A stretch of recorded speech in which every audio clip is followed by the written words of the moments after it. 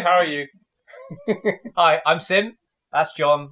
This is Sophia. We're going to talk a lot of rubbish about how comic books have been turned into films and how amazing or not that is. So I love Iron Man. I think Robert Downey Jr. was born to play that role, and I think that's an awesome film. It's flawed as anything. Like, why does he not shoot the anti-tank missile at Ironmonger right at the end and destroy him, and then boop, we've got the end of the film? Yeah. But apart from that, you've got to love it. Oh, no doubt. Robert Downey has basically been engineered into a lab to play Iron Man.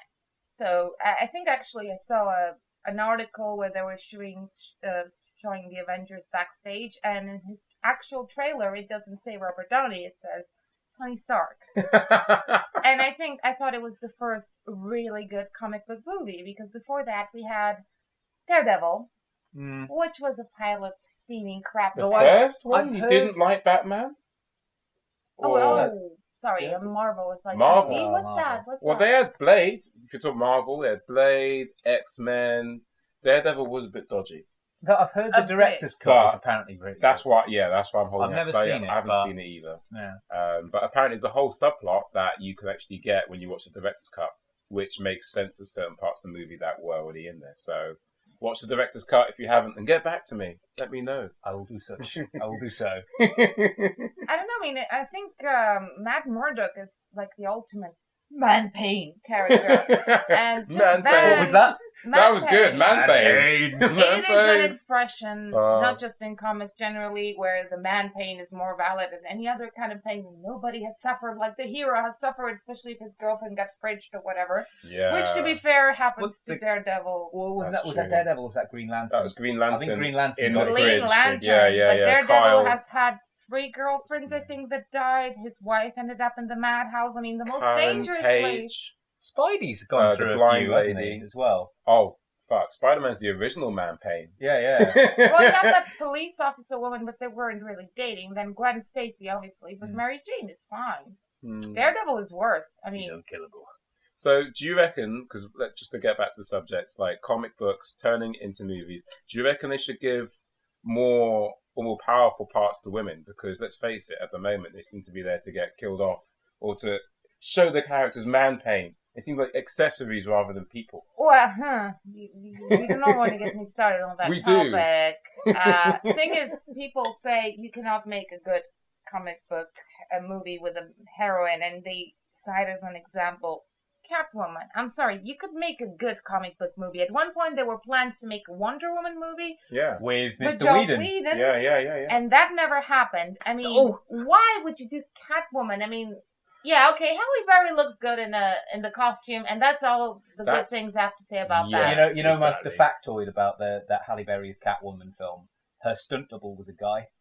Oh, God, no, I always forget. Why have you ruined the night for me? Why? It's ruined it for you as well, that's right. You're watching Catwoman. It's not her. I speak from hearsay, but I'm reliably informed. I should, that's kind of fantastic. IMDb that business, but yeah. But my point is, you could pick a serious superhero, and you could pick Wonder Woman from DC, you could pick Miss Marvel, who is not my personal cup of tea, but you could pick Jessica Drew, I was going to Spider-Woman. say, Jessica Drew, I think, would make a very good film. I would love to see, speaking of Jessicas, I would love to see a movie or a mini-series about Jessica Jones and Alias, no relation to the show. Bad marketing. Do you reckon that they haven't made these films yet because they're afraid the public don't know who they are? Because I think they should make them anyway, because they're good stories, and not even promote it as a Marvel Phase 3 is going to have Ant-Man, Doctor Strange, I can't remember if another one's been announced. But it's still based on the fact that it's an accessory to what we've already seen. So therefore that's okay. But I think that they should delve into characters. Like I found out the other day, Men in Black was actually a comic. I didn't know. It was a comic before it became a movie. Really? Yeah. I didn't know that either. Yeah, because it's a good story. It didn't fucking matter who it was from. Swearing. Tell your kids to leave now. But no, essentially, I think that Jessica Drew's got a really interesting character because she's not all about the powers. She's about the detectives. Yeah. Work, isn't she? Jessica Jones. Jones. Jessica Drew Spider-Woman. had her own. Sorry. I detective know, because agency. originally Bendis wanted to do the alias about Jessica Drew, but he couldn't get the rights to her, so he had to invent Jessica Jones and retcon her into the Marvel universe. Although I do really like both of them, so win-win for me. I think where it's taken off is like the Good Toys sang before. Link in the description below. It's a hilarious video.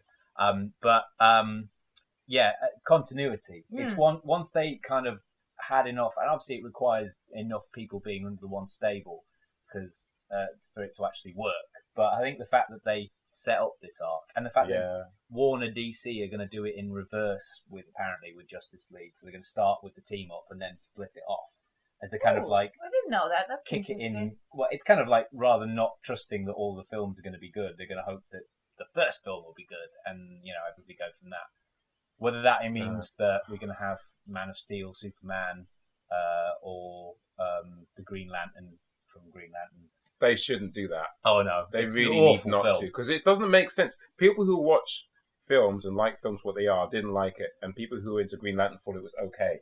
That's bad signs. But tell me the logic behind doing a Justice League movie first and not doing the other film, because if they mess that up, then they're killing off all their characters in one fell swoop. I think they're going to be accused of copying Marvel anyway. Well, they should do it if it works. Marvel anyway. I mean, they started putting in the flawed superheroes in DC, and that's the Marvel thing. Originally, it had the larger-than-life aspirational Superman. Yeah, I mean that's why I find DC I prefer Marvel to DC, because you've got these kind of super ultimate characters that cannot be defeated. They may have mild peril, but the kind of it never all seems to go wrong with them.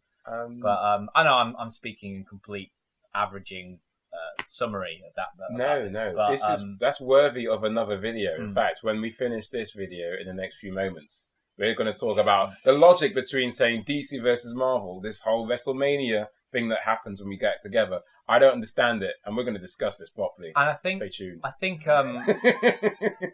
the reason they're going to they're starting with the Justice League team up is the fact that it's kind of gets things kicked off really quickly, because obviously Marvel has a massive stakeholder in these movies, and also gives it a chance to kind of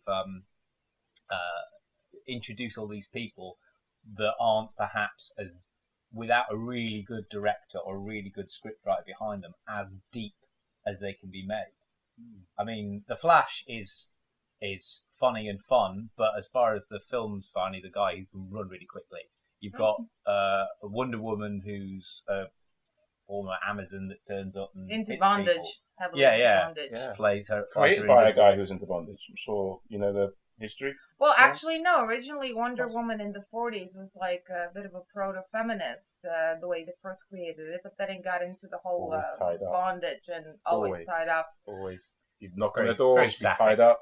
You have to rescue her. Yeah. Which is strange, because she's the one who's supposed to be doing the rescue. Actually, no. I think in DC it would work starting with the Justice League, because, I mean, everyone knows Superman and Batman, but nobody knows the rest of those guys. I mean, from the wide public, normal people will think comics are for kids.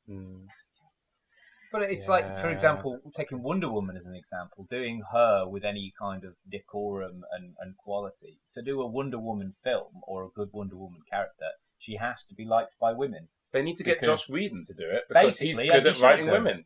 Is he not calling them back? Is he just trying to see how much money they'll raise it up to? Look what he did with Black Widow. I mean, when I watched Iron Man 2, and nothing against Scarlett Johansson, but with that stupid, bouncy, curly hair, and she was just like a cipher. There was no characterization. 10 minutes of Happy Hogan getting his face slapped. Why were you not behind the camera, Favreau? Indeed. And on that note, we shall end today's little bit of a discussion. Little rant. If you like, for everything. Word wrestling. No, if you like what you heard and saw, then you can see more by clicking on the link which we put there, because we're that cool and geeky. Bye-bye. Bye.